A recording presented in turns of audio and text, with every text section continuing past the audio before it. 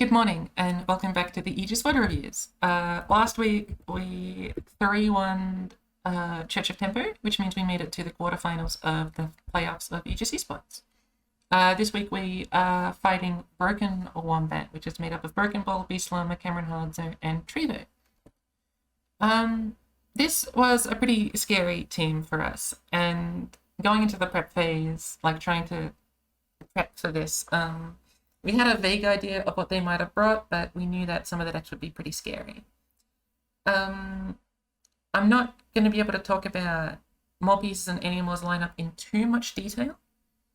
But I know what they were generally going for, which was this idea of trying to be decent into Aatrox, specifically the Vayne version of Aatrox. So Animal's on a triple elusive lineup, with Fiznora being the purifying elusives in Bandle City, Jinx Zoe being purifying elusives but with Poro Cannon, and then Champless Iota being purifying elusives but with random Ionian elusives, including Dancing Droplet but without any recall cards, which is very funny. Morpice was going for a similar thing, where Deep supposedly beats Aatrox. I'm saying supposedly because I don't know, but Morpice says it does, so I'll trust him on that. Jinx Zoe is the same logic as Anyone's Jinx Zoe, and Ezreal Seraphine Victor is just a good strong deck that can beat anything, arguably. So they were trying to beat Aatrox, and I'm trying to be antithetical to them, so we have different line matchups so we can choose who goes into who. And so I brought Gwen Katarina, Auctions of Avarice, and Aatrox Queen Vayne. Now, if you're familiar with Spidz, you may know that I've brought Akshan Siva to every single tournament that I've played in Legends of Runeterra, with the exception of Monday Madness, which doesn't count.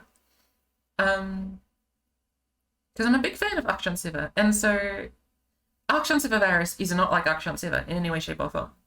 And so this was very different for me in particular. And I might talk about what that was like a bit later, but just be wary that going into this, I had a lineup that I was very, very uncomfortable with two decks that I'd barely ever played, which is unlike normal because the last 6 rounds I'd done nothing but play the same decks every single round, basically. And when you look at our lineups into theirs, according to my teammates, we should have been pretty favored. Wherein against Broken Ball, they've got Aatrox, so while Animal and Morpice can do well into them, it can be a struggle because Aatrox is just arguably the strongest deck of the format. And so even if you're targeting Aatrox, you're also targeting Aatrox, right? It's a hard thing to target. Against BeastLlama, since BeastLlama have pretty awkward decks, including Echo Jinx and Aatrox Kayn, some of the lineups and some of the matchups could be a little awkward. For example, Animal, despite being on a target Aatrox lineup, decided that he would be banning Aatrox Kayn here because of the types of interaction that Kayn has, including Unforgiving Cult, which can stop a massive attack from 2 purified elusives, right? And against Hanzo, I think Morpice and Animal felt pretty fine. Hanzo's build of Talia's Eggs is interesting. In recent times, I found that I've disliked most builds of Talia's Eggs. And so, since Hanzo has got Talia's Eggs, I've disliked it, because most builds of Talia's Eggs are pretty awkward. For example, Hanzo has no stun landmark, 1 Absolver, and there was one other no Desert Naturalist. And instead running Forsaken Vakai. But I think that's just because Talia's Eggs, there's so many cards you want to run that you never feel as if you've got all the ideas that you want in it. At least that's my experience of seeing Talia's Eggs lists. But when it comes to my lineups into most of them, I think part of the theory was that I was supposed to be favored into most lineups. Now, that were brought, with maybe a little bit of my least favored lineup being BeastLlama. But my understanding on how the lineups are constructed was that our lineups were supposed to be good into theirs. Now, lineup construction is different from play, and it's different from variance, right? It'll give you an edge, but it's not going to win you the game. I should have put this at the start. I meant to say that if you're not familiar with how this format works, you can watch the first video of last week's or 2 weeks ago's Aegis thing. But the short of it is that the first player fights the first player, Whoever loses in a best of 3 is eliminated. So let's say BeastLlama is eliminated. They have to put in another player to fight Morpice.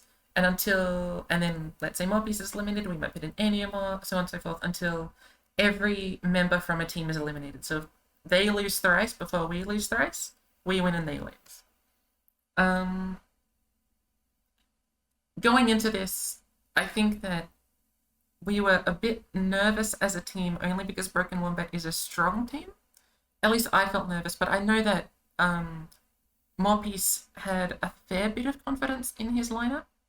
And Enneamour... Well, Enneamour's lineup was weird. I don't know if he was confident in it, because I don't think he really liked Jinx Zoe. He thought Jinx Zoe was like the biggest liability in his lineup, and was about to change it from memory. But I know that in theory, my teammates thought that they had the lineups constructed logically, at the very least. Personally, I was excessively nervous for... I've barely played Archon Varus. I still don't understand the deck. I've tried to understand it. It's very complicated. It's nothing like Archon Siva. It plays extremely differently, and when we get into my games, I'll try and explain that. And the Aatrox Doing Cartwheels deck is a deck that I played a lot in the Worlds patch. But seeing Donut not be successful and seeing the versions of Aatrox that were being played on ladder, I switched to... I think I stole Teddy's version and changed the card. But I just didn't like the build of Aatrox Gwynvane. And I looked at a bunch of builds of Aatrox Gwynvane, or any Aatrox Demacia deck. I have disliked every single one of them. The one that I've liked the most, it's Donut's version. And Donut went 0 and 6. And no one is doing anything like Donut's version. So I just assume that Donut's version has to be wrong. But the way that this deck plays is entirely different to Donut's version, or at least it felt really different. And so, going into this, 2 of the decks that I'm playing here are decks that I'm not comfortable with, and I have never been in a tournament where I've not brought Siveraction, and I've never been in a tournament where I wasn't comfortable with 2 of the decks, I don't think. I've been in tournaments where I wasn't comfortable with 1 of the decks, and I've been in tournaments where I've played 2 new decks. But the only tournament I can think of that I've played with 2 entirely new decks was Forces from Beyond, when I hadn't played Pirates for a while and I hadn't played Red Gwen before that. Obviously, I'd played old Pirates, but I had to learn Sermon Pirates the days beforehand, right? That was successful for me compared to other tournaments, but in general, every single week I've brought Archon Siva, a deck that I've been playing for a while, such as Echozillion or Gwen Katarina, and then whatever third flavor of the month deck fit into the lineup that time around, whether it was Scouts, whether it was Sun Disc or something. So I'm mostly just saying here that for me, I was not comfortable with my lineup. Now, it's going to be a while until you get to the video I play, but when you get to that video, you're going to hear me say nothing but I'm not comfortable, blah, blah, blah. I hope that's all I have to say for the prep phase. And haha, you have all been fooled. This was, how do I leave this? Oops. This was actually a Google Chrome page. Okay, I'm going to go to the games now. The first game's going to be Morpice versus BeastLlama. This is a matchup that we felt fine about, and we knew Morpice would really do pretty decently in. Or at least, we know Morpice is like a good player. You're going to hear both Enneamour and I on the mic. My microphone's going to be a little awkward because of the audio issues I've been having recently. I'm really hoping it's not going to occur on this video, but I can hear my fan whirring, which I think was the cause of it, so I hope it's fine. But let's just start the game. Oh. Okay, Deep versus Timelines? Oh, is it? Yeah, it's Deep versus Timelines. Oh, that's Puggies. Okay, we got double Dredger and Vengeance. I'm trying to find Morpice on my friend list. Oh, Lore Master Tracker shows me the deck list. Oh yeah, it's a cool feature. Even when I'm works with the API. Yeah, because it still works with the API. Right. So talking about this matchup, I think that in general, Deep is probably a bigger deck than Timelines is. But the issue is that Timelines has one side of Ruination and Deep has not. So the main nexus in this matchup I assume, is trying to put enough pressure on such that you're forking their Buried in Ice. Either they do it too early and you're able to redevelop and kill them, or they try and be too greedy and you just kill them via swinging your board. I think it's a normal gameplay pattern against like board-based decks versus timelines. They're trying to threaten their Nexus health or their board health such that them playing Buried in Ice loses them the game, and that's what the fork is mostly about. Having a hand that's got 3 toss cards is pretty exciting to be able to be as aggressive as soon as possible. And having Vengeance for like some sort of high priority threat, I think, is pretty nice as well. But I've not played Deep, so I don't know exactly what we're desiring.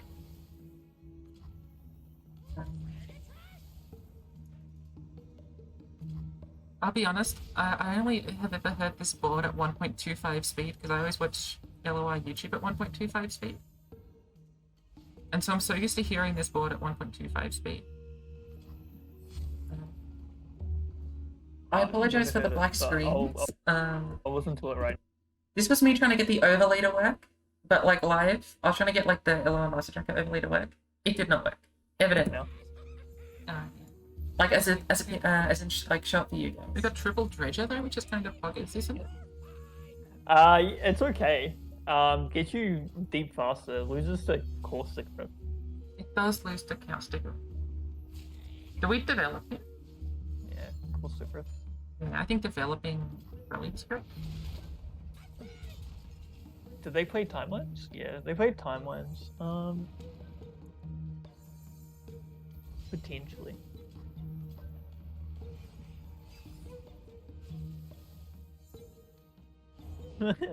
He's only 5 away from deep. But that 5 might take like a 5 turns to get to. That's the only issue. Not when they draw you cards. Okay, well 4 turns to get to.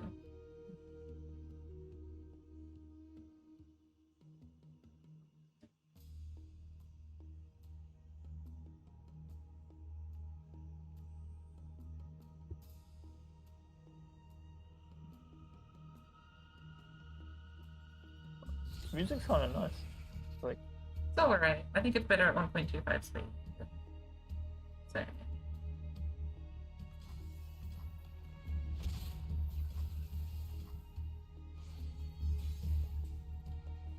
ooh, poggers. Oh, sea scarab. Ooh, Might be able to keep that. Poggers. That's so poggers. That means we go deep next turn no matter what. And then you can force going deep this turn as well, depending if Morpice wants to. But then you lose trades, so I'm not sure. Yeah, it's probably not good. You probably just oh, now you have some leeway? No, because then they can just like block. I mean, aren't we deep? Yeah, we deep this turn. I was just thinking if there was any reason to deep this turn, but there isn't. I do apologize for not saying much. I don't know what we need to say during these early stages. We're just trying to get deep. They're trying to play their big units. That's just nothing, I don't think, too interesting. It's nom nom, man. It loses some mystics. They're on 2 mystics, I think. Oh. I think the aloof here, even though it's getting us into us models, is fine. Because we have aloof. I'm just scared of being like attacking it not being lethal, and then we get like buried in ice. Yeah, that can happen, but I think. Ooh, aftershock. That's aftershock. Yeah, so this pull screamed aftershock to me. It can also mean 3 mana thermo, which is eventually what actually happens. I wanted to talk about what a comment I made like a few seconds ago about attacking in, getting blocked down, being with 1 HP, and then being buried in ice. My thinking is that there were 2 ways that they win this game. We develop into a buried in ice that gives them so much value that we can't do much with like the rest of the development that we have for that turn. Or we attack, we don't do enough damage, we lose a unit or two, and then they buried an ice. We put all our eggs in this basket, and then they've still got their board and they attack us, right? This is the only two ways I really envisioned losing this game. And so the way that we beat that is by being regularly aggressive, but with the smallest amount of like board necessary to be aggressive, right? And the two ways to do that are either threaten the nexus. The lower the nexus is, the more damage you need to be. The lower the nexus is, the less damage you need to be threatening on every swing. Or the lower the board is, the less amount of units you need to have with every swing. And so as long as you're applying pressure in small ways, that means that if they commit to something they lose is important. And that's sort of like what the game plan is based around. Now, their way to counteract that is to have a wide enough board such that you're forced to make your board wide so that then they're able to get this value.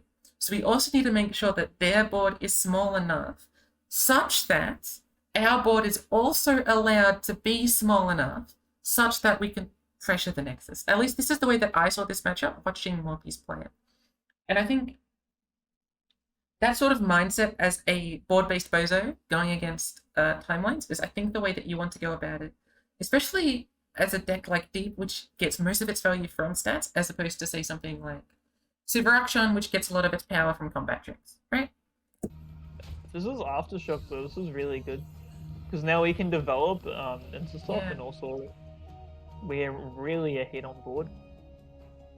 Well, this play doesn't make any sense to me if it's not Aftershock. Just lost a blocker.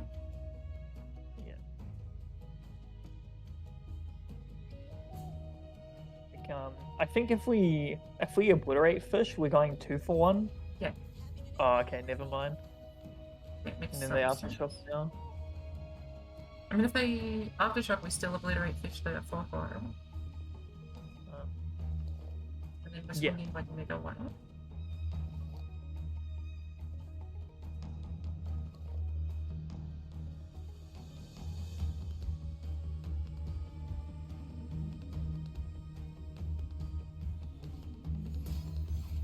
Better.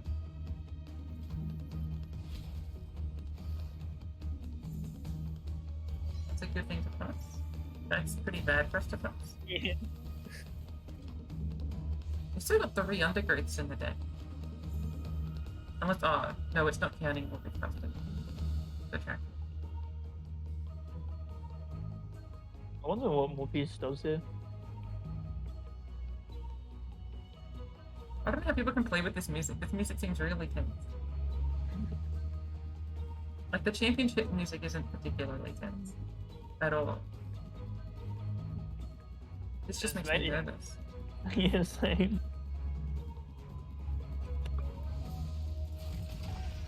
Interesting. Jinx?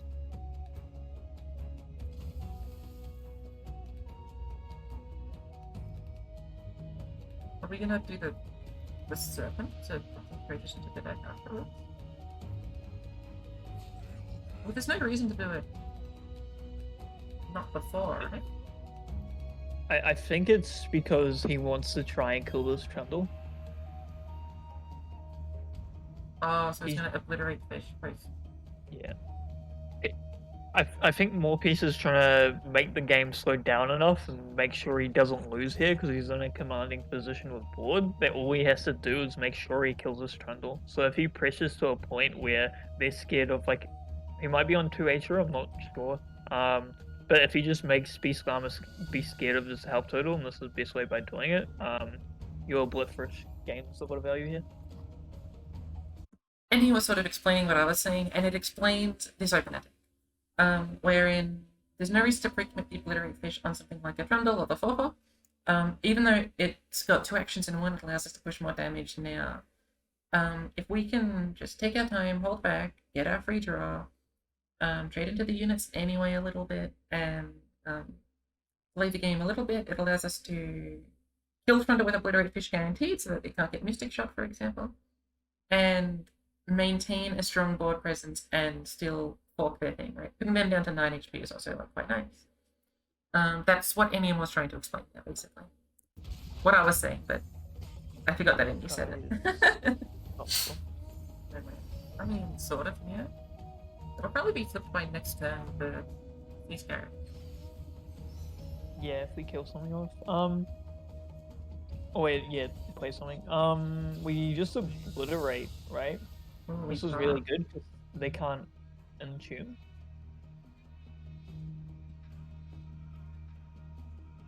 So, everyone knows this feature. It was recently added. It's just like the swords that everyone pays a lot of attention to.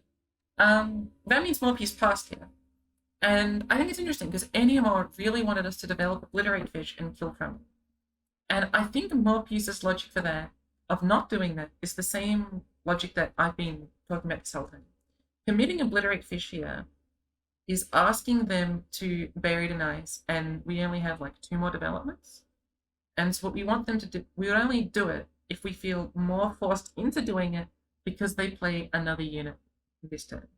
I think that's the thinking that Morpice is going for, that Obliterate Fish isn't necessary just yet.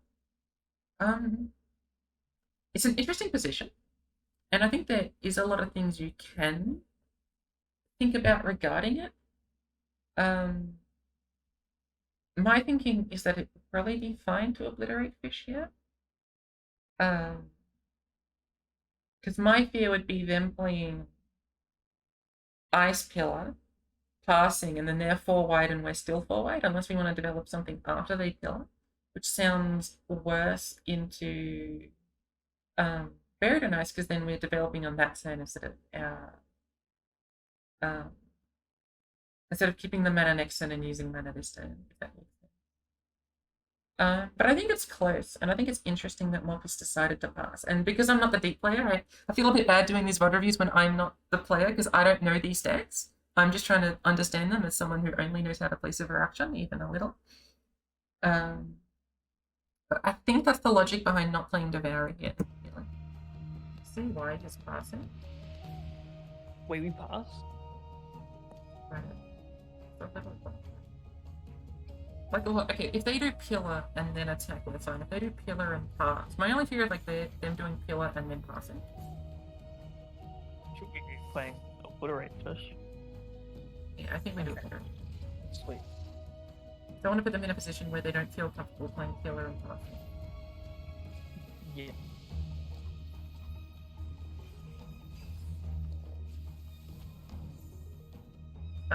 Is this... Okay, we're 3 away from flipping now. Which is also probably a viable win condition. Ooh. Yeah. I will notice that Morpice also passed to that, and that passing is the exact same logic, right? We don't want to make their Buried in Ice even better. If they attack us, we're probably trading into them. We might be vengeancing on the stack or something, but we're likely trading into them. So it's pretty reasonable to just let this pass happen. If they pass, we'll attack them, keep whittling down their board because our boards are bigger than theirs, make their Buried in Ice worse over time, and the short version is outvalue, but I see it more as trying to make sure their Buried in Ice is formed. But if you want to see it as like outvaluing them and just not needing to overly commit into the outvalue, then that's another way of seeing it, I think. So maybe Morpice was playing around Buried in Ice. Yeah. And this is... We Obliterate Fish the right away, right? There's no way they can interact with it. At 1 mana? Yeah. True.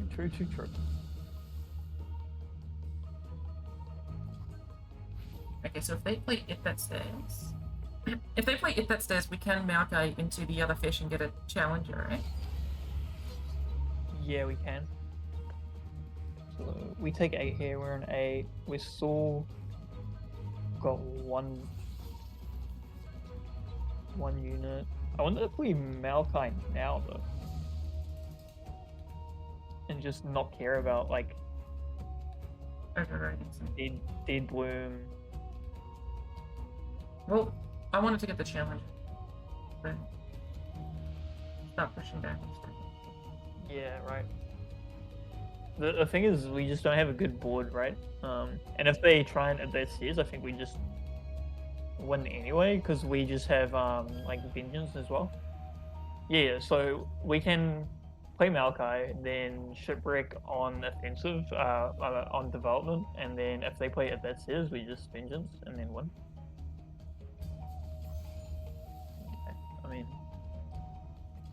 so let's talk about this Vengeance. I think to most eyes, and to my eyes initially, Vengeance was going to get more value later in the game. There are timeline stack when merely killing a 4/4. What I like about this Vengeance is continuing the same line of logic I've been talking about for a while, and trying to force them to go low on HP so that their Buried in Ice and that stairs isn't as powerful. Now we've already seen a Buried in Ice, so that logic isn't as grounded, but I think we also want to put them in a position where they can't favorably hit that stairs that well. Like if they hit that stairs here, we're gonna have two scarabs and a Maokai. And we're gonna still be doing pretty decently, and we're also burning mana by not doing this Vengeance here, right? They also do run small amounts of burn, so being wary of the damage you're taking is fine. And I don't know, if you see this 4/4 as not merely a 4/4, but also like a 4/4 and a blocker, like on another attack, the logic for the Vengeance becomes more and more sound.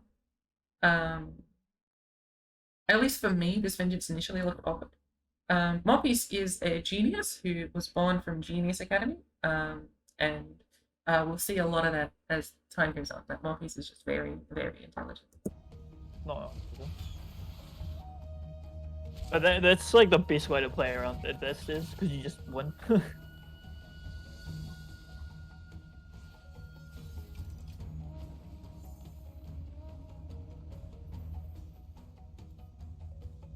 Maokai is pretty close. Sorry, Nautilus. What's wrong with Maokai, Annie? Why did you say sorry? Nautilus, not Maokai. What's wrong with Maokai? Oh.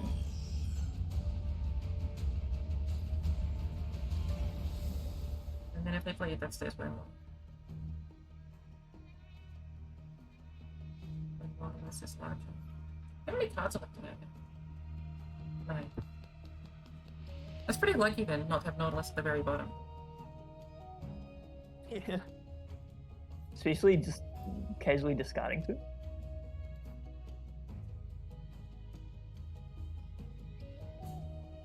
Their best play might be pass into race systems. Because we just develop anyway, who cares? Yeah, we'll always be developing it, so they have to develop. I mean, you can maybe put Morpice on like no deep units, but that's still a stretch, right? Because we've seen a lot of deep units just manually be played anyway.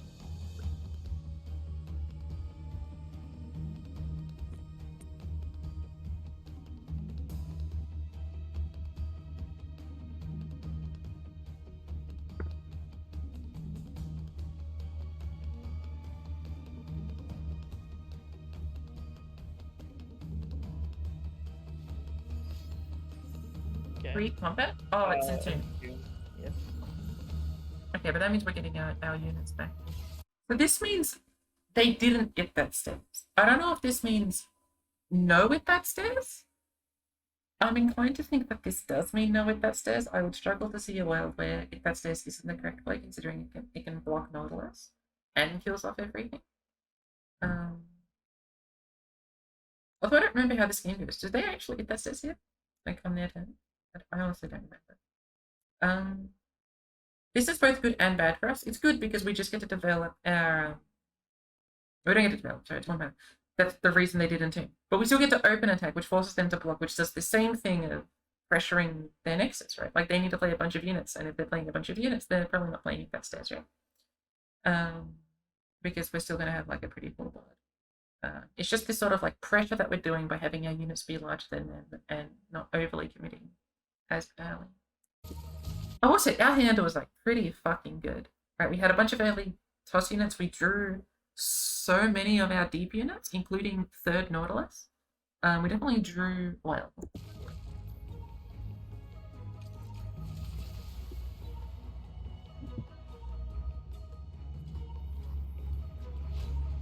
Getting our units back is kind of good.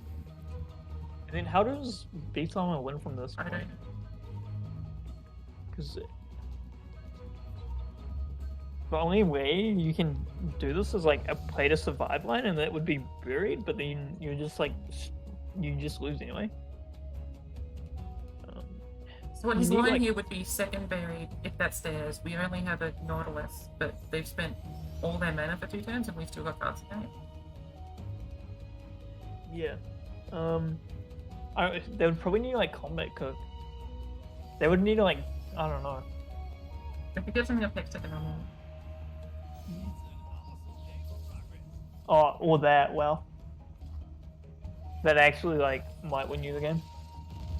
Oh no, because we have Lucifer. I'm joking. It's a prank. Don't worry.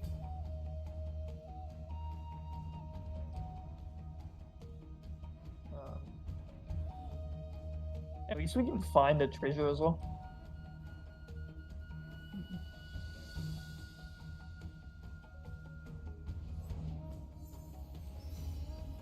I'm gonna check for a second. Was this from the top? At least we can find a treasure as well.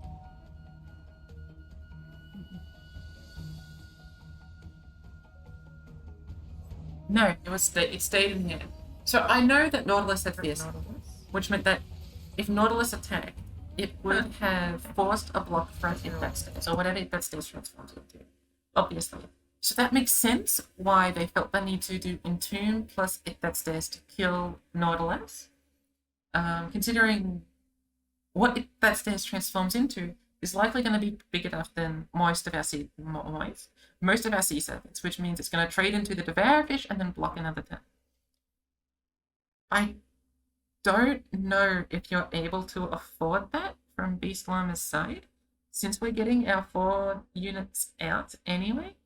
I think that's an interesting take that I'm sure BeastLlama had a lot of logic for, and maybe they know this matchup more than I do. I've never played either of these 2 decks, so I don't really know what's going on. But I think that's just interesting to note that if that stairs was in the hand that whole time, and it was an active decision to not hit that stairs at that moment. Yeah. Good play to that. That's all of our Nautilus is gone, which is fun.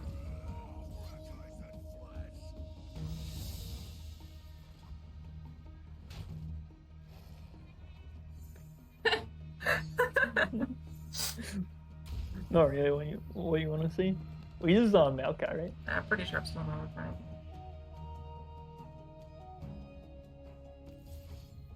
Oh no, we can look for the other treasure.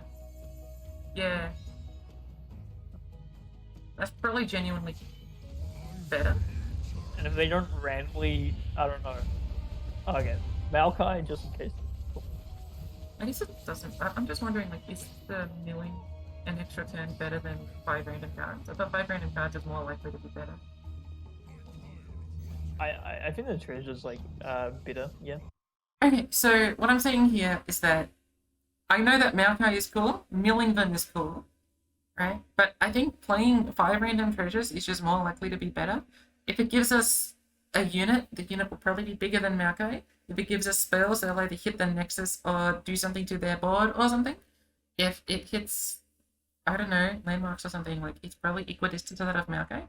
Maokai milling their deck, leaving them with only 4 or less non-champion cards is fine. But I don't see why it would be better than Treasure Trove, because I think we're winning in the next 2 turns, if not this attack right now. So I'm not sold by the Maokai instead of the Treasure Trove. It could be just like not wanting to waste BeastLlama's time, considering it might be just guaranteed lethal.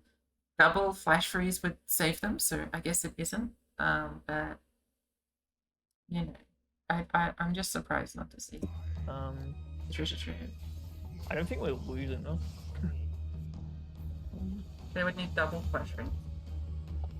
And they haven't played Millie. They need a generated draw to. Yeah. What's that? Caitlyn's spell? Inside a knowledge. Yeah, they need to like generate inside a knowledge to them. Oh, were we like out of cards? Yeah, we're on 1 card.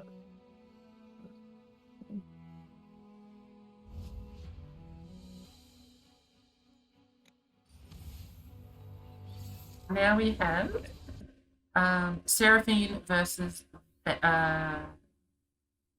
cultist Aatrox. It's not Aatrox doing cartwheels, it's Aatrox being edgy with Kayn. I don't know. I don't have a cool name for this thing. It's Aatrox Kayn. This matchup, I don't know if there's anything too unique about this matchup, but I think Bandle Seraphine plays the way Bandle Seraphine always wants to play, which is get the bar out and then win through spells. And Kayn Aatrox wants to win the same way they always win, which is have overstated high power cultist units and then play Aatrox and win. I don't know if there's any specific matchup decks. I've not played any of these decks, so I just don't know. But I think this matchup is one that Morpice. So, like, in general, Demacia conceptually should be good into Seraphine. Right, you're able to apply a lot of pressure and use Challenger or rallies in order to like manipulate how they want to play. But that's kind of unique to Demacia, wherein I think a lot of people will call this cultist deck a Demacia deck because it plays a lot like Demacia in midrange. But the key difference of the lack of rally and the lack of simple interaction does make this a bit harder for their deck, because their forms of interaction are Momentous Choice and Furious Will and Unforgiving Color, which are strong, but they're strong in awkward ways. Momentous Choice being a really strong numbers-based combat trick, but doesn't like it. It's just sort of good. It's not sort of pluri-use, or how do I put this? It's only one mana. Like, it's not particularly overly powerful, and if you just play around it because you have more value, then you should be fine. Furious Will is 4 mana. It becomes awkward, and Unforgiving Cold doesn't do much against the Seraphine deck. Comparing this to something like Demacia, which is a 2 mana strike in Fish Fight, or a 2 mana strike in single combat. You've got Catch, which is pretty modal. You've got in like Diffraction, for example, like Shadestone, which can be more aggressive, or rallies and things like that.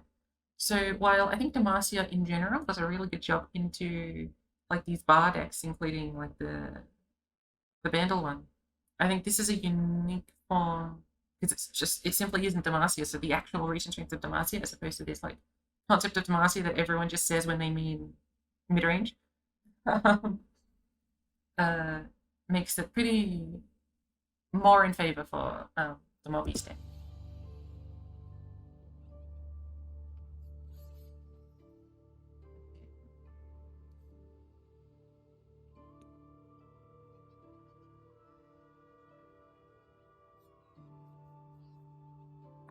I like how we go from like really intense music just to like the Spirit Blossom.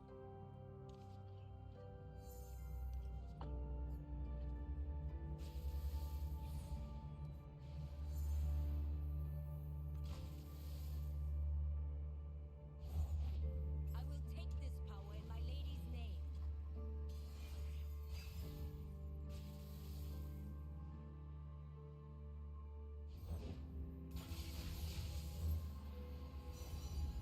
Or we can Cloud Stance to kill Ruru Goldbergs.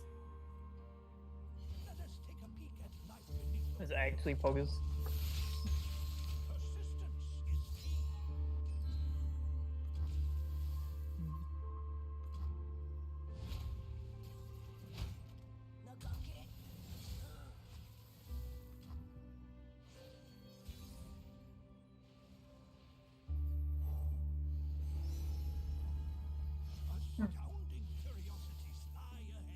Should have mentioned, by the way, the Cloud Stance was a pretty good get to get from that, right? Like, it's pretty powerful for 1 mana to deal 2 damage to a thing in the video game.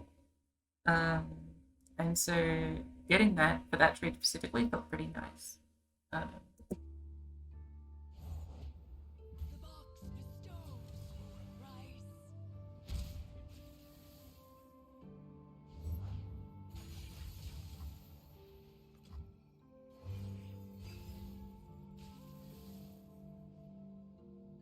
Oh, that's a card. It's like surprisingly good. It also turns on our friend. Yeah. Our friend the rat.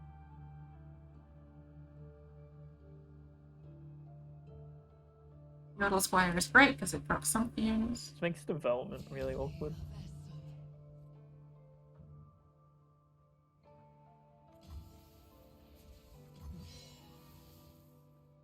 No Momentous? Oh yeah, sweet.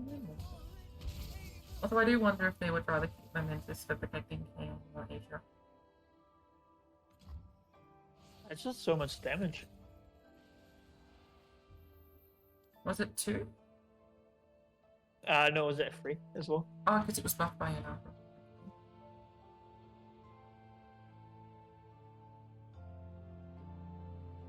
I presume it's an open or a pass. I guess opening is bad because we don't want to let them draw Aatrox with Bloodletted. Yeah, I don't think attacking is correct here. I think you might just play Spear, but even then that's not good. Because they have Kayn, so they just pull that. I mean, I guess we might be just scared of the damage, right? Because like damage here is like somewhat annoying.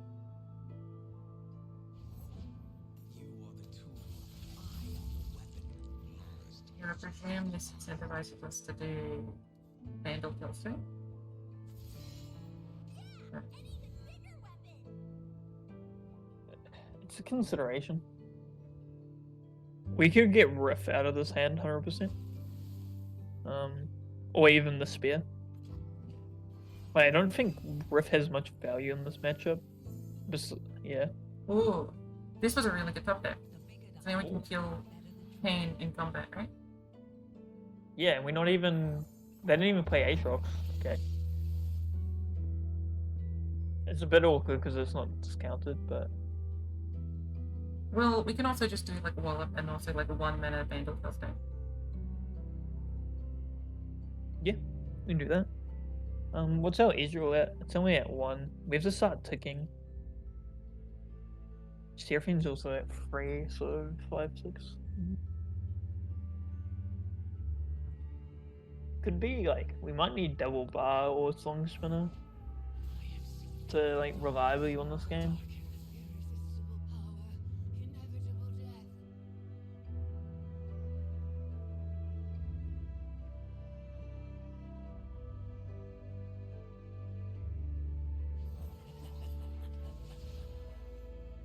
You probably need to use the...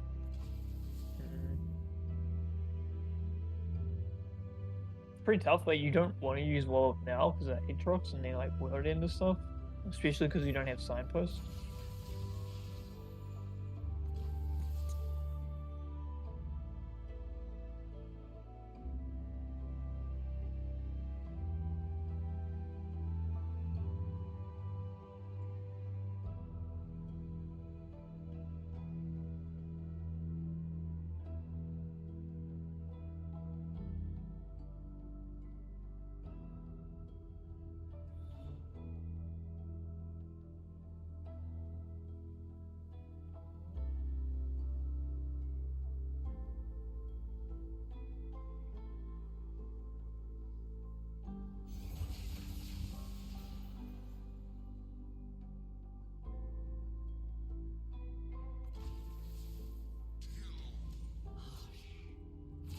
Are we just really married to this line of killing Kayn?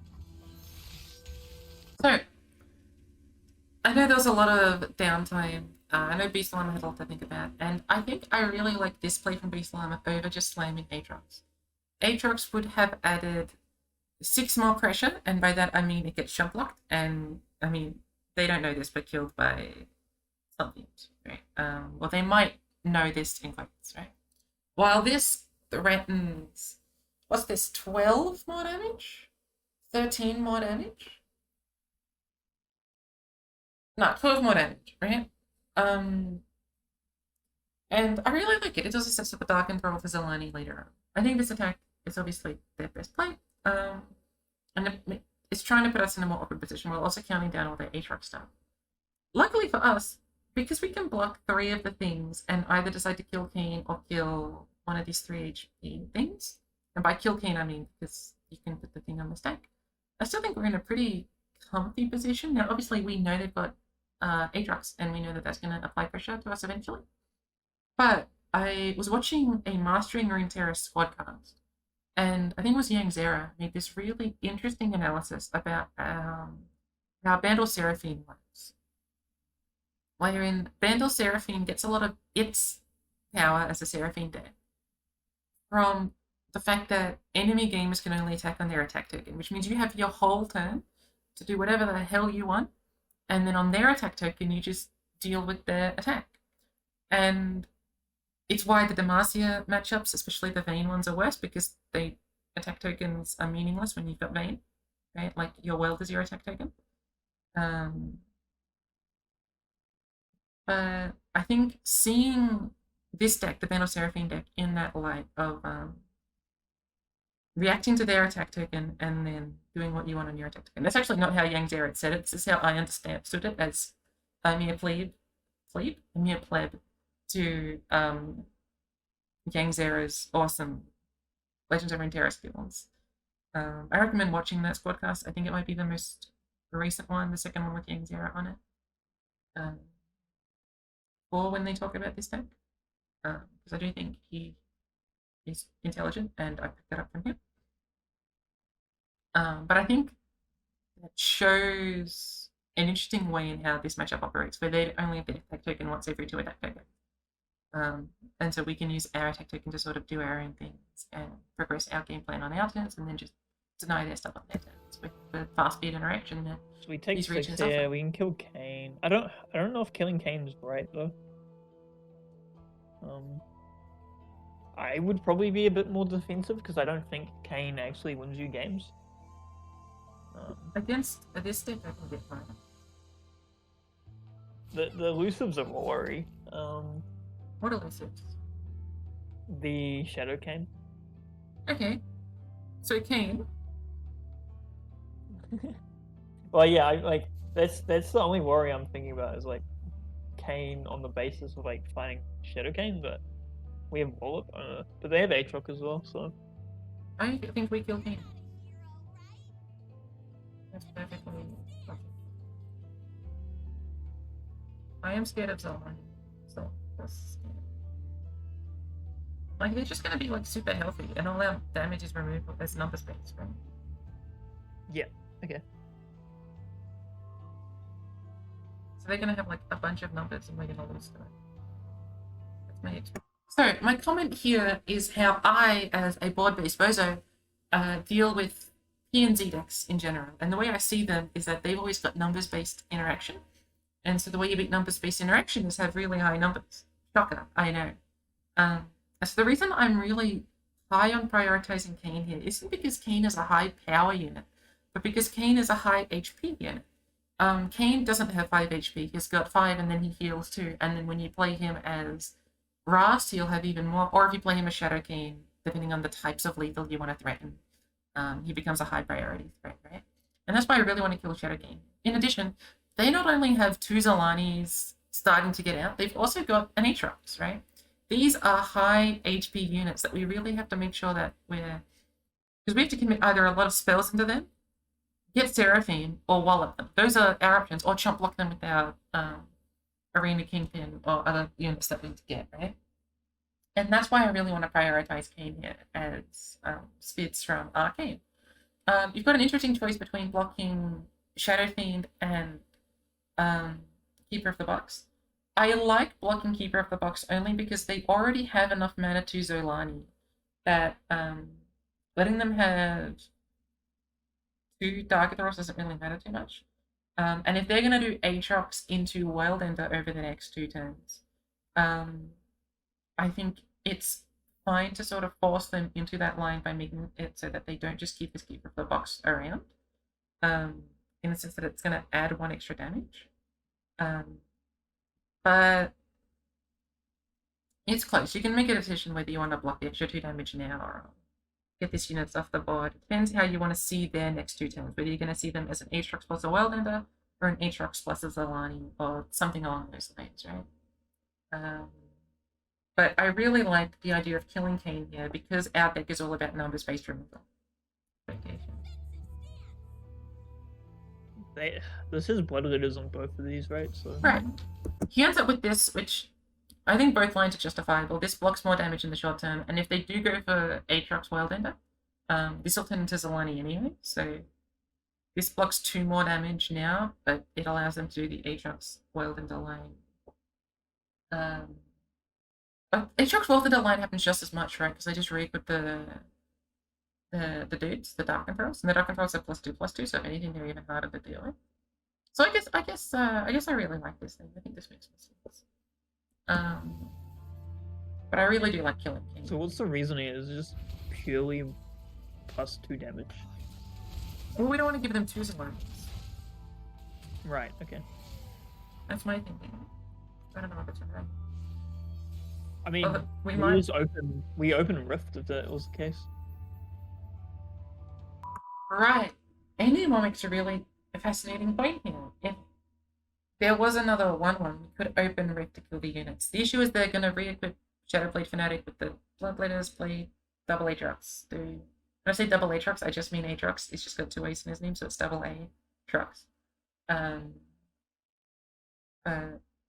I don't know. I don't have a lot of familiarity against how to play against Aatrox decks, which you will see when I play against Aatrox decks and say ad nauseum. I don't have much familiarity. I laugh, but inside. Like we could open Rift and then that doesn't become a problem. We still kill our 3/2. And then they don't really want to manually play BeastLlama. But yeah, we kind of have to play this Israel, especially now that we have signposts. The way we're winning this game is like we need to keep Israel on board or draw into Israel and find Seraphine like next turn, and like try and flip it, which is really tough at the moment.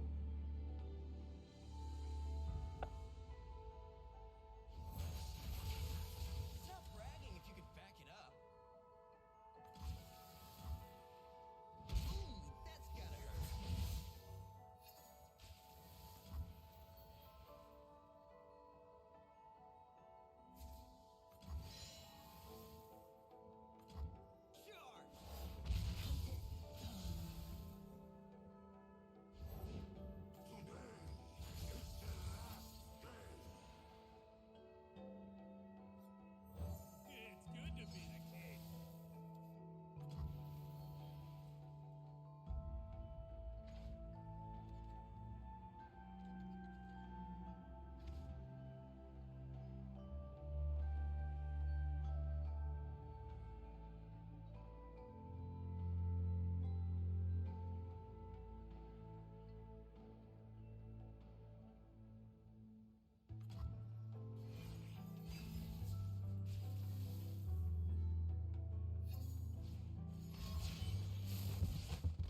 Runeterra must die!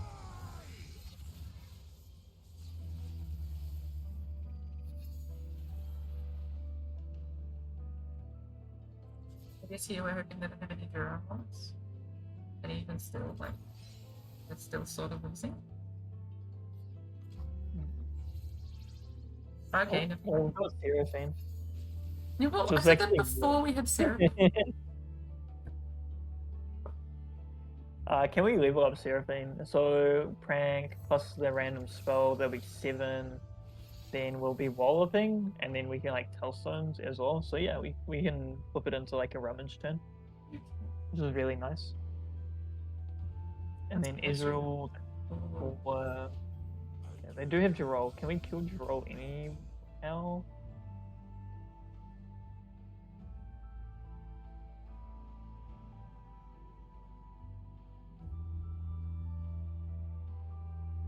Verdict would be really good right now. Yeah, I was looking for that earlier. That little comment there is when they nerfed Bandle Tellstones by removing Keeper's Verdict from it, which means we can't remove Aatrox after they play well better.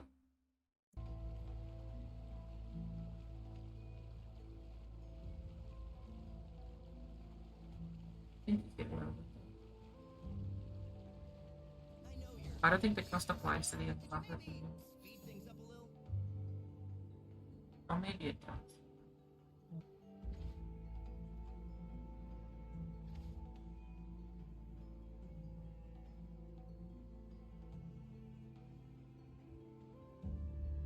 I guess we're supposed to pre-commit well. Can we actually? Are we actually fine if we stun the Jirol? No. Do we actually die? Because we play Seraphine. At what speed? Well, we just play Seraphine. I mean, they got Kayn, so it doesn't matter. Or die. Um, We will drown him in shadow. I guess you need a Seraphine and then draw into Israel. Some things are more sparkle, huh? Well, maybe. That was a really good get off Seraphine. I don't know.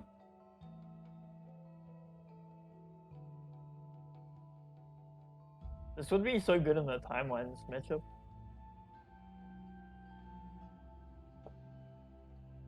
To get us bar back. Yeah. 1 mana bar. It's broken. Well, it would be 2 mana, so yeah. Be still. May we bleed forever. Wait, we actually just lose it. Oh, no, we're fine. Yeah, no, we're good. Why are we fine? Oh, no, we aren't. Yeah. We had to pre-commit the Bandle Tellstones. Because now... So I want to mention Annie's comment here. Bandle Tellstones is a fascinating card because whenever I see Bandle Tellstones, all I want to do is cast Electro Harping. But Annie's making a really good point where if you pre-commit +2/+1 Heroic Refrain, we could have kept at least one of our champions alive. Not both, but we would have kept one of them alive, right? Because Kayn would challenge whichever one Kayn wanted to kill, right? It would challenge the Ezreal or whatever. And thus we would have stayed around. But so then we would have kept Seraphine, being able to have Rummage, so on and so forth.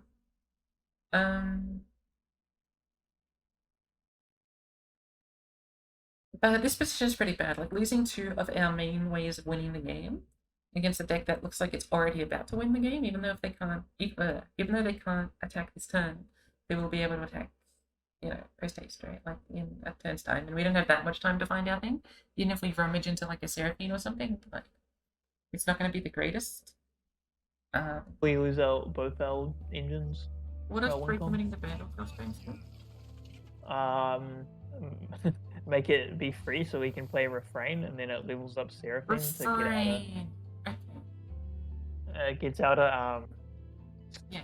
What's No, it called? I kept thinking of the Rumble. I think that's what he was probably trying to do.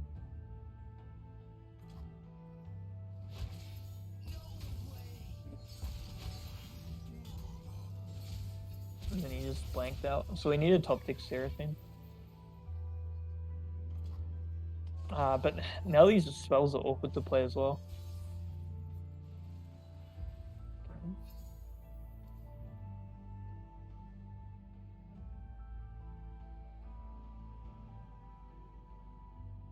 I think this is game. No, there is a line where he can win here. Okay, I still think it's game. I don't care that we just drew Seraphine and we've got round. I think this is game, and you can get fucked. Oh, okay, sure. Yeah, I guess it's just everlasting, right? Technically, that was all right. But, yeah. Wait, but we can get like Song Spinner. Yeah, we can play Bandle into Rummage into Ezreal or Song Spinner. Yeah, it's like really. Yeah. I don't know. The chances of it Third like Seraphine. it's like 0.1%, but still, I don't think that's actually fully lost. Yeah, so Annie's right. That game wasn't fully lost. You can level up Seraphine, Rummage, have enough mana for that. Song Spinner, look for something like, I don't know, Steel Tempest, Retreat and Return, and like Guiding Touch or something. Aatrox when they attack, you somehow heal enough. There are lines in the world. They exist. Morpice should have taken them. I don't blame him for conceding. No. But yeah.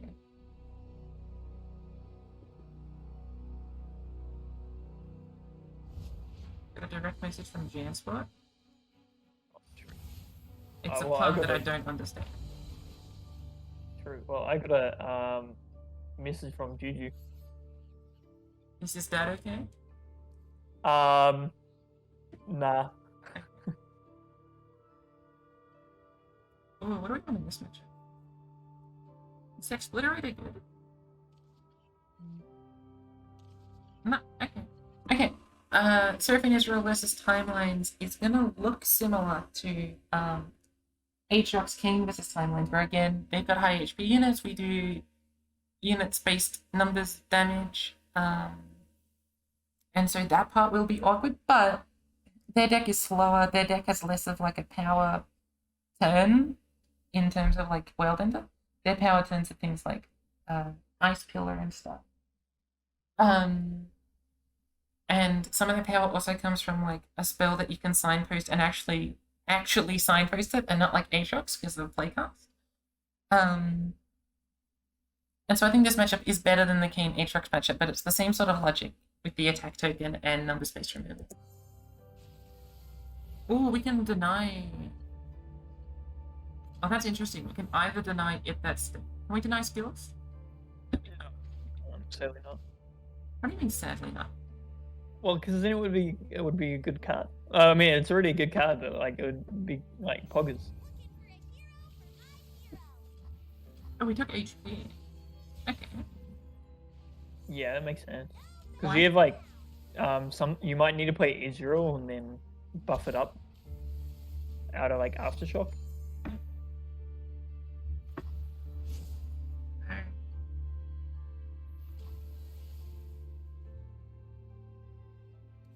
Out of the 12 games of Timeline's been played, it says it's slightly favored through.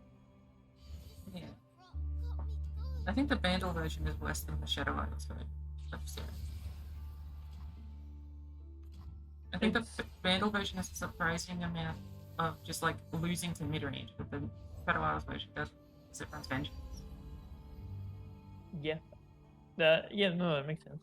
I still think Shadow Isles is a better deck than Bandle. I don't care if Teddy got second place. Like, numbers-based removal is so easy to beat when you've got a 6 mana 10/10 and a 4 mana 7/7. It's pretty good. Yeah, and you're a bit slow with this deck. Like, you don't actually kill people till like turn 8, turn 9.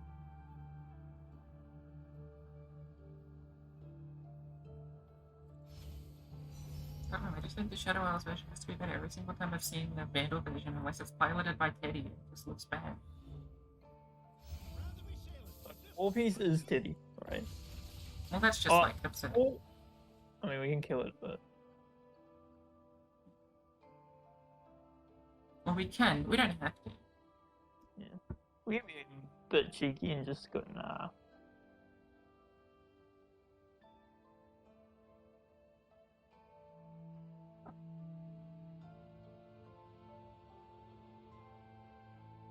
You have to do it now, Morpice. It's not worth it being cute and letting them do like period or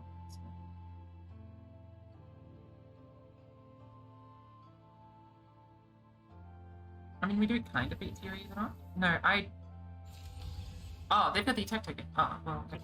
I thought we had.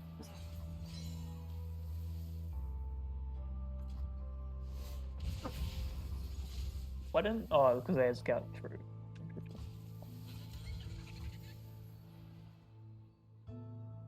Is it worth killing? Cool. So, why Caustic Rift? Caustic Rift costs more mana than High Note. I hear someone clamoring in the audience.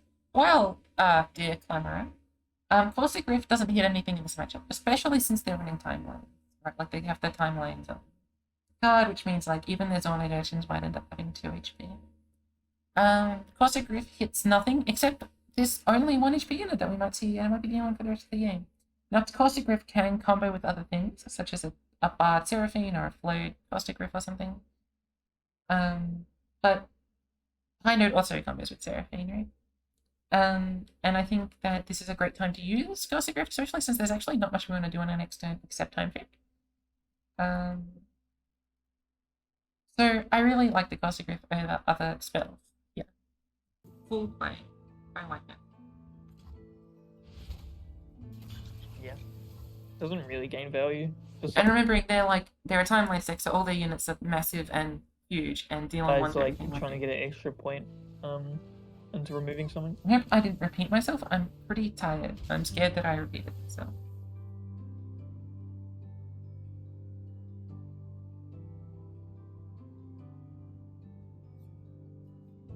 And I'm also preoccupied because I'm really scared this audio is going to be fucked as well. Which concerns me because I don't want it to be bad. I've dealt with bad audio over the past few days.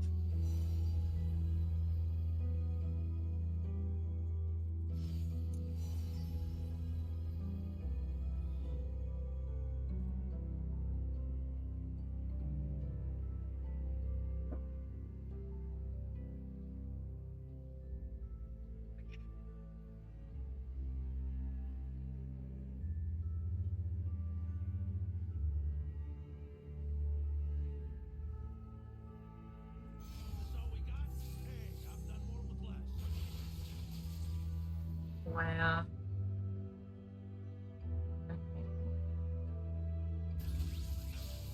Mind trick.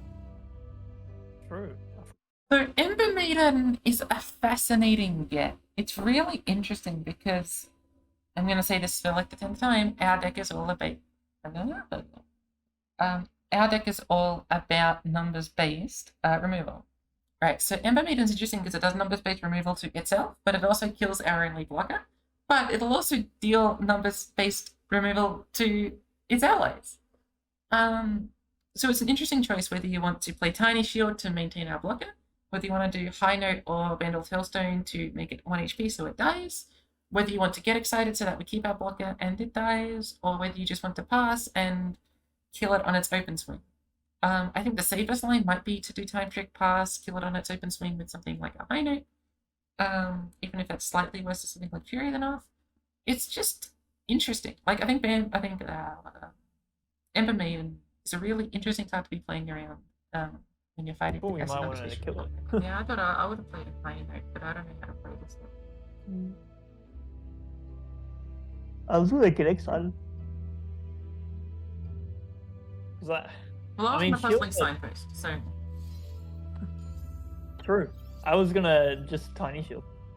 wouldn't be bad. I want to make one comment here, and I hope I bring it up when it's relevant, but both Annie and I just agreed to playing Puzzling Signpost on a unit with equipment. Just remember.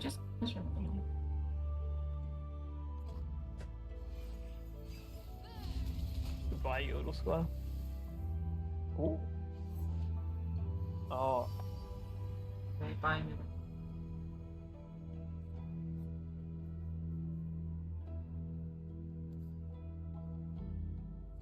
made it. Yay. But our stuff did it.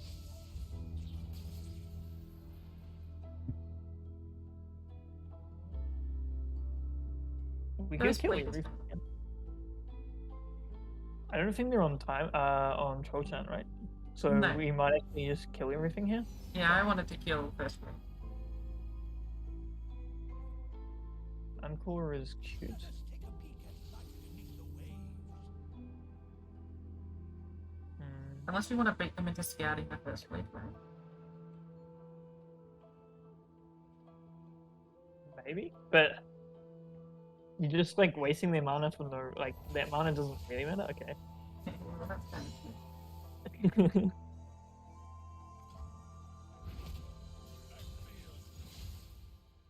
Right, so this play is interesting by BeastLlama. I see why they wanted to equip the weapon and like do cooler stuff with the Vanguard first blade besides just like attacking and dealing damage and then it getting pinged off a little bit and probably dying in combat anyway.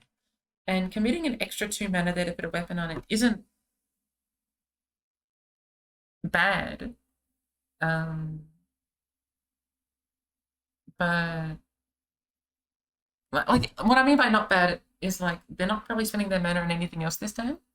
So it's interesting in the sense that it may look like they missed out on their attack, but they're not really doing much else with their mana, I don't think, for the next few turns. But deciding whether to put the weapon on or not is just an interesting decision point that was made, right? Either getting the damage in now. It sort of depends on what you think is best to do if they've got numbers-based removal or if they don't, right? If they don't have numbers-based removal, you would want to equip the thing. If they do have numbers-based removal, the only negative of equipping the thing is like 1 mana. So I think it's mostly fine to equip it, even if from our perspective it looks like you just wasted a mana. But that's because like we know that we're really likely to have numbers-based removal to kill it. Yeah, I guess that's all I wanted to say. I think in the moment I thought this was a much more interesting play than I think it ended up actually being. But at the time, it looked like a really interesting decision that BeastLlama made. But looking back on it, it's We probably really just don't want them to draw Tremble. I think like this game. not that he's not making smart decisions, just that like I thought it was like really cool to analyze, and now I think it's probably less cool to analyze. I would be focused. I don't know what else I'm supposed to say. I don't know these decks very much, and I don't really know what to say since I don't know the decks very much. Like I'll be able to talk about my game a lot more than I will be able to talk about Morpice's games. Her songs just make you feel like you can do anything. I think you might want to be playing Seraphine now. Like it doesn't feel good, but our hand's not really doing anything, and it's pretty close to being flipped. Ooh. It's one of my favorite cards, to be honest, inside of Aegis. It's my favorite part of playing cards. Yeah, I wish I could play more Karma decks for Insight. Wait, true? Okay, that's pretty good for them. This Most Wanted is very Yeah, funny, we like were- Israel. I don't know if they wanted to discard a weapon or a 2-mana card. I expected them to discard a weapon here, and discarding the 2-mana card is really, really funny. Them having 2 weapons is important later, but I just think that's funny. And also taking that off Millie, I think it's really, like, or are we scared of like berry demons? We can definitely play Israel now, but the thing is, we're only at 3, and we don't really want both of our threats on the board. I just think We want- if we want Mystic Trouble. But okay. Yeah, we kind of want Seraphine to level up, and then all true. That's really good. Now or later? I think we do it now. It's we know for a fact that it's going to be cheap here, and we wouldn't mind the blocker. Interesting. I was thinking so- maybe the 8/8 is actually valuable for Tactico. Okay, let's talk about production surge, because this is one of the things that NEMR found most interesting about this game. I think it's a really cool part of this match in particular. You've got a few options with production surge. You can play it now to help level your Seraphine, set up a nondescript blocker that will presumably die at some point. Getting tough is nice against things like Caustic Rift, and having 2 1/1s means it will block random non-overwhelm attackers when they inevitably get played. Alternatively, you can play it for a lot more mana. Getting the 8/8 is interesting because it allows it to block a lot of powerful things, but if you get something like the 7/1 barrier, the 6/1, I guess it's elusive now. Back in my day. And so forth, like that loses to Caustic Rift and doesn't block a lot of overwhelm damage. Like it doesn't block any more overwhelm damage than 1/1s do. And it means that you're spending more mana on it, which means that you're not leveling Seraphine slower in quotes, but it means you don't have access to the other cards you want to play post or pre Seraphine level, right? Because it's just now just spending mana on this instead of that. And I think NEMR really wanted us to do the production surge now. I'm curious if there's mana reasons we're not, if we want to be holding up like Bandle Tailstones and something, or Get Excited and something. But I think Production Surge is a card that I've never seen generated off anything, because you get it off Karma's inside of Aegis in this example. And it doesn't come from any like natural sources, right? And so I just think it's interesting to see this in this situation right now. I think Morpice might be worrying too much about this tiny shield, like gaining value, maybe with Bar or Israel. But I don't know. I really like the idea of just playing it right now. So what's NEMR talking about with Tiny Shield? I'm not NEMR. I have no fucking clue. But my assumption is that he either wants Tiny Shield to be used for leveling up Seraphine, or protecting Ezreal, or getting doubled up and protecting Ezreal or something. I think that's what NEMR wants the Tiny Shield to be used for. I think it's more likely that Tiny Shield gets used as discard fodder for either of the cards that are on either side of Tiny Shield. But the use of Tiny Shield is also like an interesting point in this matchup. Do you want to use it to protect Ezreal against a Get Excited or an Aftershock? Although, remember, they've got actions. So Ezreal needs to be leveled in order for them to not kill Ezreal before you get your focus speed action back. Or do you want to use the discard fodder, or do you want to use it as a Seraphine level up piece? I think it makes sense to do like it as a Seraphine level up piece and then just play like a 1 mana production surge. I think that's perfectly reasonable and that allows you to get a lot of value from your other stuff.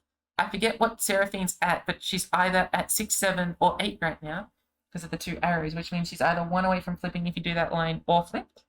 And so I do really like the idea of doing Tiny Shield plus production surge. I think it makes a lot of sense in this position. But I know that I'm not a Seraphine player, and I know that Seraphine players view this game very differently to me in terms of making sure that their cards are getting certain types of value that I'm not necessarily seeing. Interesting. So I really like the idea of playing it this turn and then either being aggressive or having a big blocker. You can see the difference between brains, and he's like, oh, I want to, level Seraphine, and my head is 8-8. I want an 8-8 T-Rex. And I think that's really funny. Like, they can't afford Buried in Ice. Yeah, they just run Caustic Rift. Oh, okay. Yeah, alright.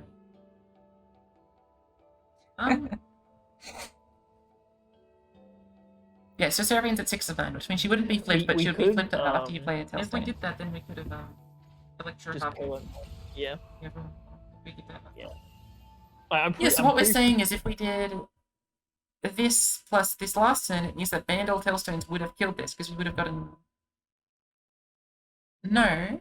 Well, we would have played maybe this and then done this or something. Sure, that's the correct play. I don't think we're ever really going to be playing it. If we can get 1 extra proc here, it's just fine, and then you're ahead, and then you have Signpost, right? If they ever try and kill it, because it becomes a threat that you need to kill, right? Let's go back close to it. Yeah, there's just I think it makes a lot of sense to do that lane. I'm not going to belabor the point too much because I'm going to make a lot of mistakes. So you can't really.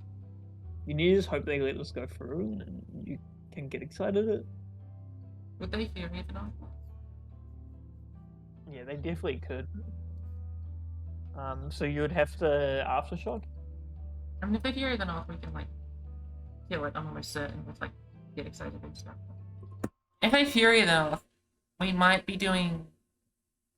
Oh, we can't do PNZ Tailstones, because if they have Mystic Shot, we would just lose our unit.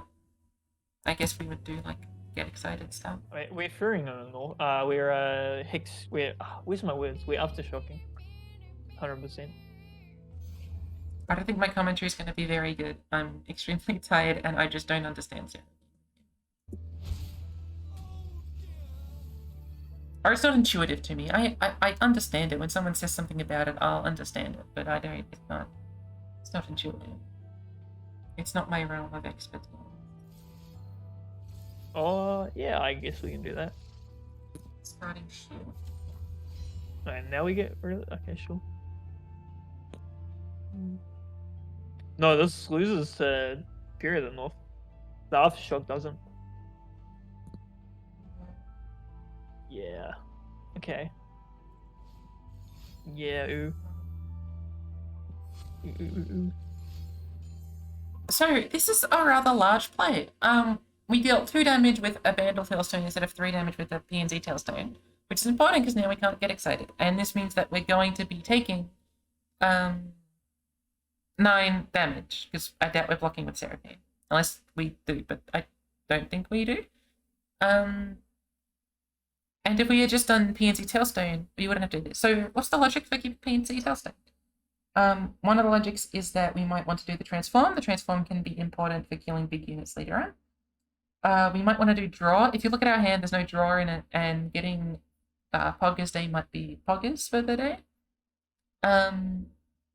While Bandle Tailstone doesn't have as much use. You can give strength and health, which is okay, but not great against these sort of big specs when we don't have many units.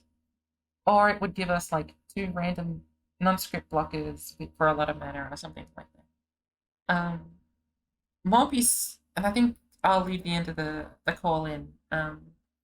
justifies this line and says that he did want PNZ Tailstones to do other things. So this is not like an oversight, right? Like, it's hopeful that they don't have Fury the North. Like, this is great, fantastic if they don't have Fury the North. But even if they have Fury the North, like, keeping PNZ Tailstones in our hand was something that we actively desired. We didn't want to necessarily waste it. And so this, like, the main thing I want to say is, like, this play is intentional. It's not like Morpice forgot about Fury or something. Well, we can play half of Piltover Tailstones and then get excited. Like, we can kill this thing.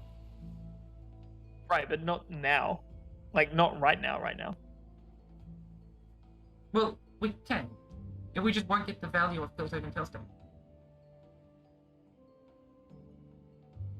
Like, we play Piltover Tailstones, level up Seraphine, get excited, get rid of the thing from Piltover Tailstones.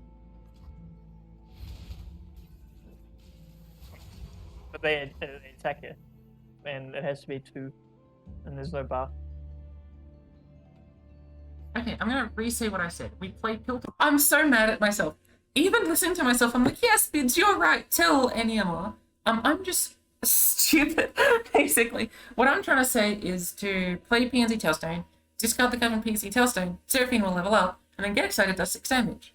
What I don't know is that when Bar's on the field, Seraphine doesn't double all the cards. In fact, Seraphine only doubles cards that cost 2 or less mana.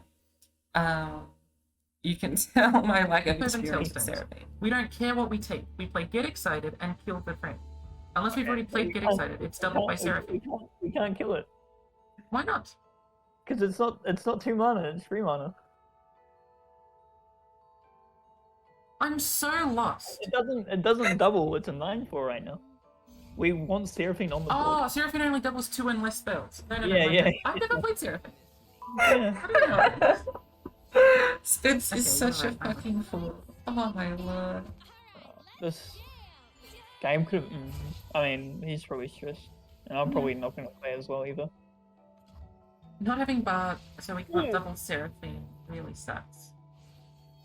Like, we can't double Get Excited on the dome. That's really bad.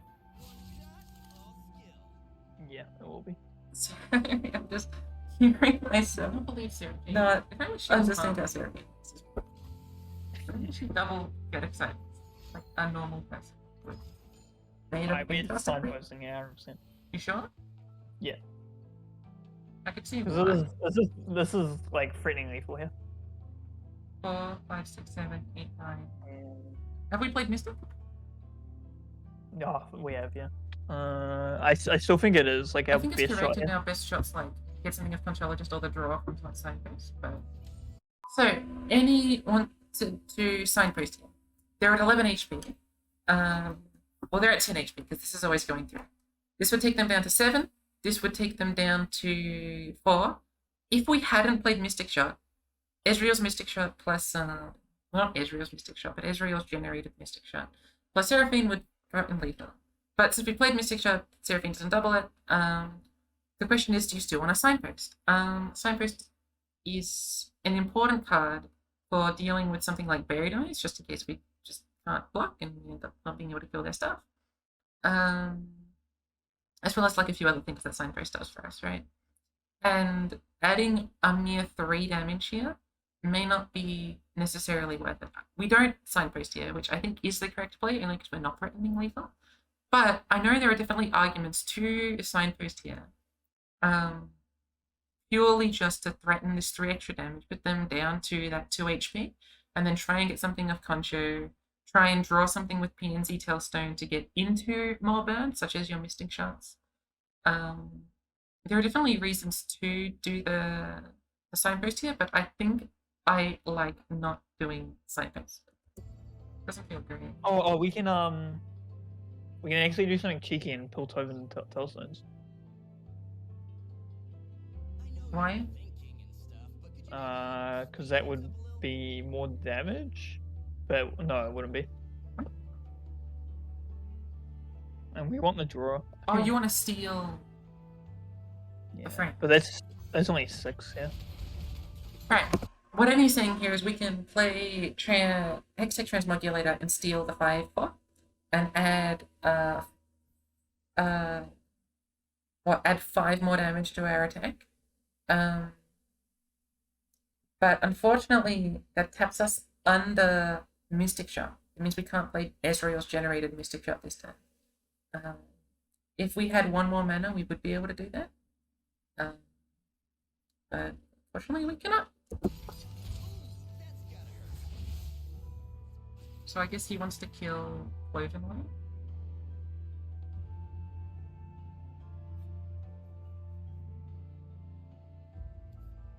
It's really close to say that you could signpost there. I think this is safer. The question is the safe enough? Yeah.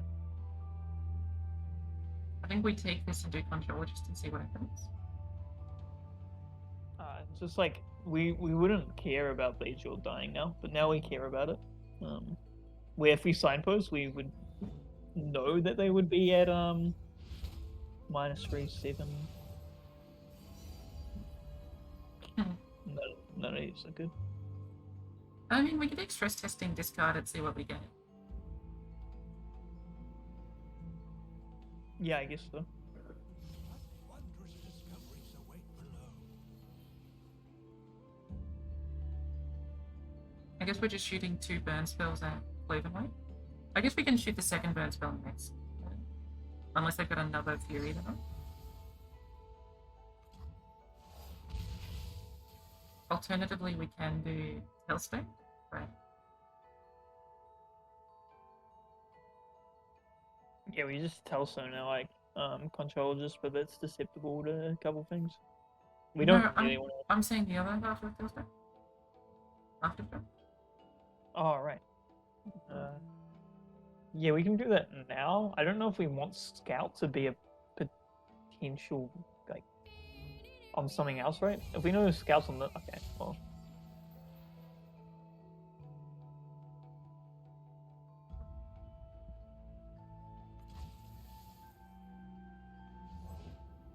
Okay, well now we do it.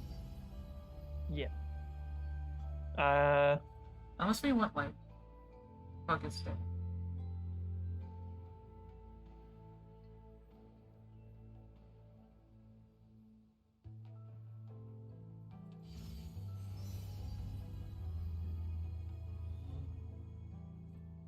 We're at 4 minutes. Oh, now we got 4 minutes left. I guess we've got 10. By the way, you know how last Aegis, you were like, I only had 10 seconds on the clock? Yeah. I didn't know that was like the actual final 5 minutes left clock. I Yeah, it wasn't even was. looking at the clock that entire game. I know, I was freaking out. I was like, Yeah. I really hope she knows. I didn't. I don't know if you thought I was playing like too slowly. Yeah, no, you. I was freaking out. Yeah, I was like, just play your cards. I genuinely had no clue. When I watched it back, I was like, I don't know why anyone was freaking out. I still had like the extra 5 minutes, but I didn't. I didn't even have the 5 minutes. You're literally down to the second. Yeah. Which is crazy. Fan club. We do have another Ezreal.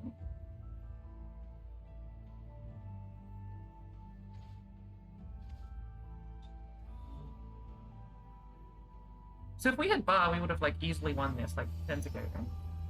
Yeah. But we can still have a chance there. I know. I'm not saying that in a defeatist way. I'm just noticing how the game functions as a game. Sorry. Interesting. Ooh, Bar. Oh, okay. Okay. And now they can't afford Fury then off, which is hilarious. If they put a weapon on Icevale Cultist, I'm a little scared. But I guess we'll would just have turn to- Icevale Cultist into something else. Yeah. And then Israel's flipped. Okay. Yeah, that's something. Yeah, Yeah. I think that's the play. Okay. Yeah, I like it. My only concern... Oh, well, they played the wrong weapon. Okay, my thinking was that if that happens, they'll kill our Seraphine with Broadway. We can't kill Icevale. Alright, let's talk about this. What I'm talking about with the anymore here. What I wanted to do was to do Hexagon's Modulator to turn their Broadwing into... Sorry, the Icevale Cultist into their Broadwing. Now that would mean that we would likely lose our Seraphine, because they would add the +1 HP to Broadwing, and then Damage. Like it would have 4 HP and it would kill our Seraphine. Instead, Morpice plays bar. Now, I know all of you know why Morpice played bar, because it's obvious why Morpice played bar. But to Amy and I, because we're little dumb dummies, we didn't actually work this out just yet. Right now, we think that this is like nearly lethal. They just play the... Well, not nearly lethal, but we start getting close to thinking that this ends up becoming... I guess we're just blocking our spell cultists with Seraphine. Oh, we just lose to a Mystic. Yeah, I think we have to transform my spell cultist into the Broadwing. Now we aftershock? No. Okay. Well, now we can pull off. No, we just... Oh, this is lethal now. No, no, no, no. So once this happened, Annie and I think that this is lethal, and I think that the game is over because we're taking extra damage from the Broadwing. We didn't play Piltover Tailstones to kill the Broadwing to allow us to survive. Like if we played Piltover Tailstones, we could have killed Broadwing, then they would have attacked, we would have blocked the 3/3, gone down to 1 HP, and then got an Ezreal and tried to win the game, right? No, no, no, no, no. Oh, no. Man, this was not... Yeah, we really needed to transform. Oh, no. And so we think that Morpice is still... And I mean, he is dead. Come on, just look at what's happening. Clearly. Oh, they ran out of... I mean, it's the game no matter what. Kind of irrelevant. Oh, well. It's fine. It happens. Oh, no, Morpice is a We're genius. very stupid. Oh, no. Oh my goodness, Morpice is a genius. What are Yeah. you talking about? We're just like a dumb. Oh my... We graduated from stupid academy. Jesus We Christ. got Song Spinner. Okay. Thank Oh, God but- he's playing and not us. Okay, no, we can... So when I made that comment about us noticing that we could play selling signposts like way earlier because it could interrupt the weapon as a joke, we somehow miss it here. I feel a bit dumb for not noticing it because it's one of my favorite things about signposts is that it can destroy a weapon.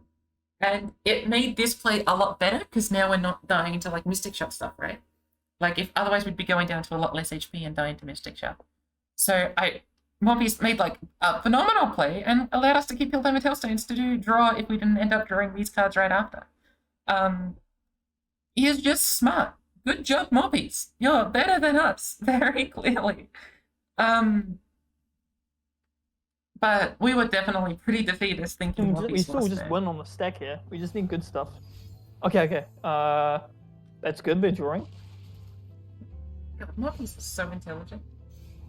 I can't wait to watch this back and be angry at myself. Okay, we Song Spinner and pop off. Yeah. Look at the timer. Retreat is hilarious. Retreat's really Look at good. the timer. Well, if it's not good, at least it's funny. Stumpwork Smack is hilarious. Discord is also funny.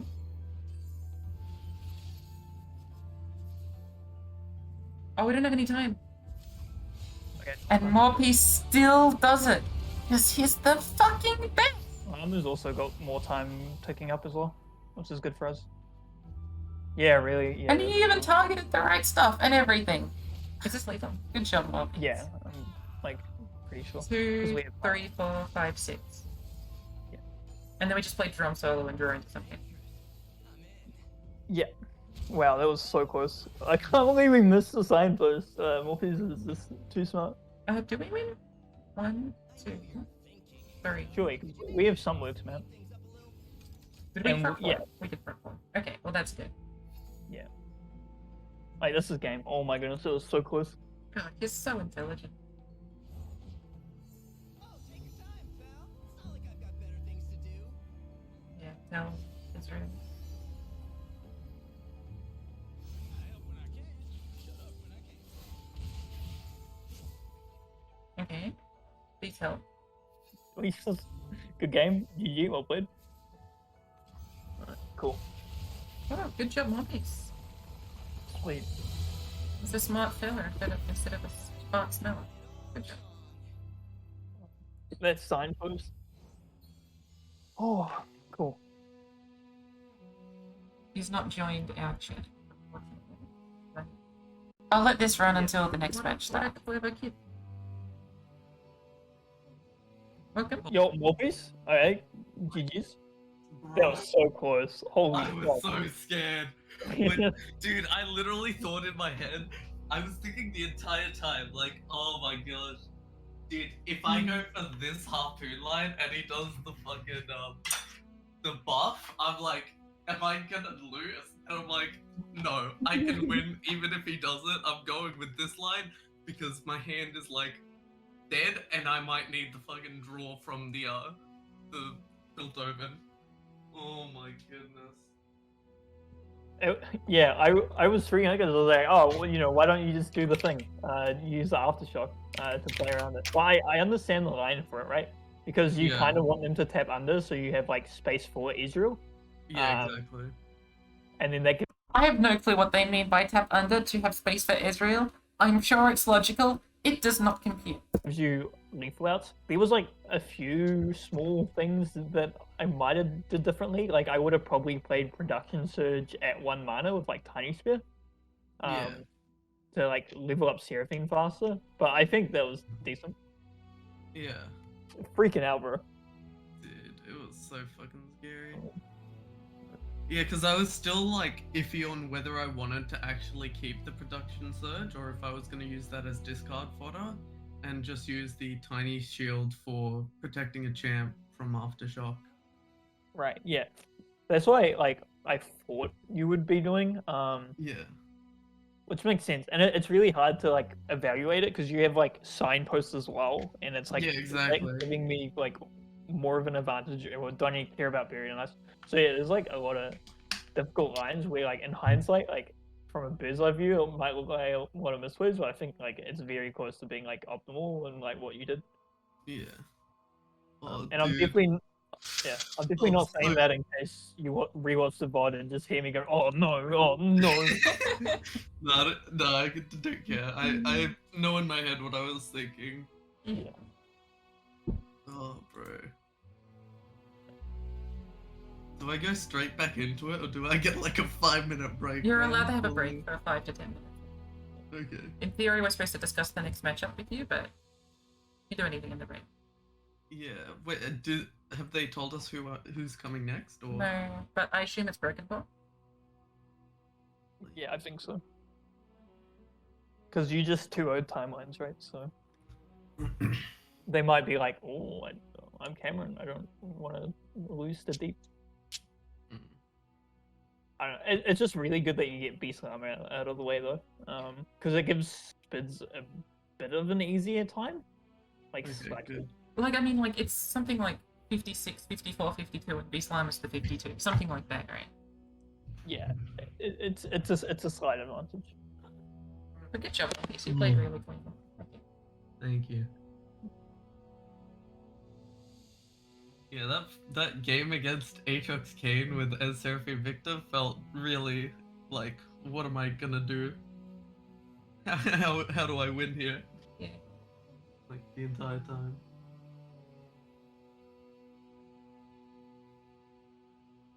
Oh, so Fast Pro Shop lost their first round. Yeah. Yeah. What else has happened? Playoffs bracket.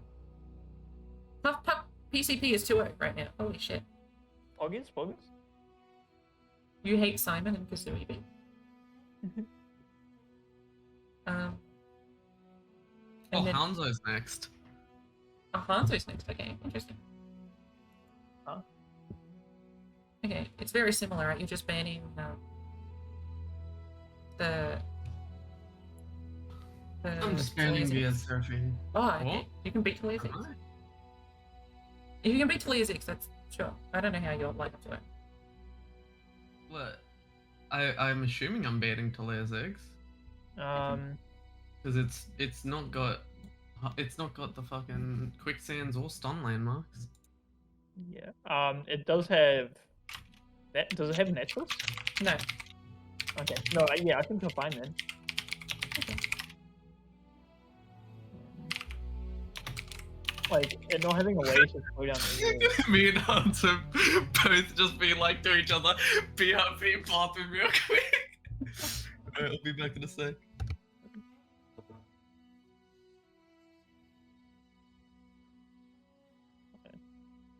This is good. Cameron might ban deep, but if that's the case. I still think like timelines is just winnable. Yeah.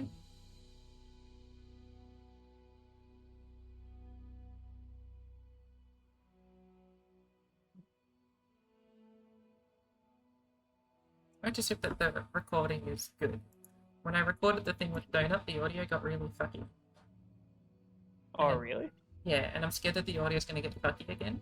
I'm pretty sure the audio, I mean, I already know the audio that we're currently watching got fucky. I'm pretty sure this audio right now is also getting fucky, which sucks. Because I also, like, a few hours ago recorded the feedback video, which if you would like to give me feedback, please do. And the audio was perfectly reasonable for this. But then the fan turns on, and then only with OBS it seems to fuck up. When I had Streamlabs, it didn't fuck up, but I wanted to do OBS for other things. And so I'm at a little bit of a crossroads. I don't know entirely what to do.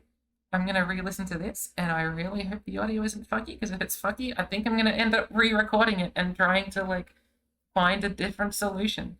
Which sucks, because this is, like, an hour and a half long or something right now. If not longer. What is that? Well, I don't know. If I knew, it wouldn't be happening, right?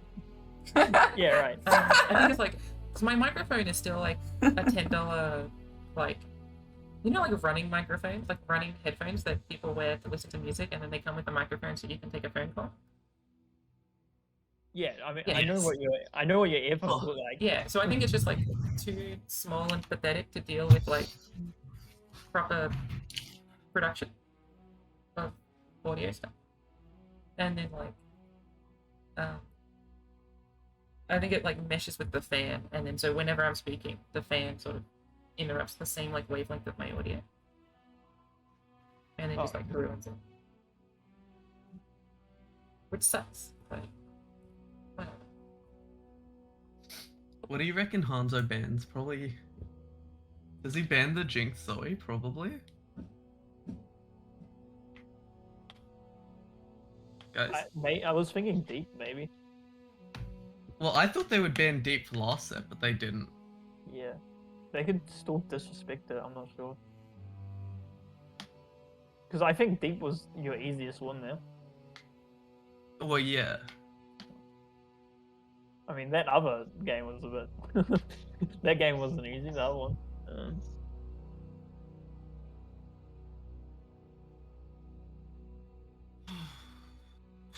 It's gonna take an extra minute before I start with Hanzo. He's back. I've got his deck list.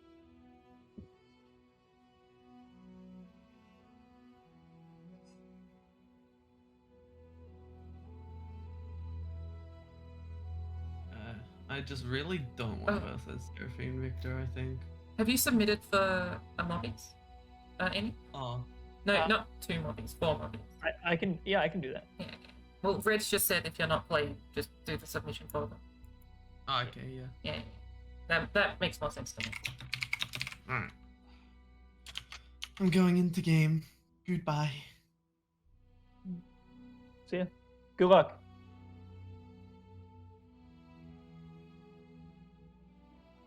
Yeah, good luck trying not to. Oh, he already left. I didn't get a notification with people leaving. What did Morpice ban? Oh, Echo Jinx. Yeah.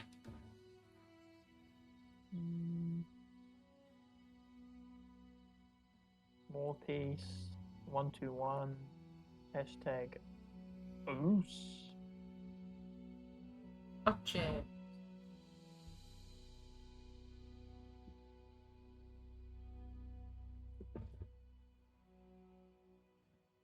Capital. Okay, sure.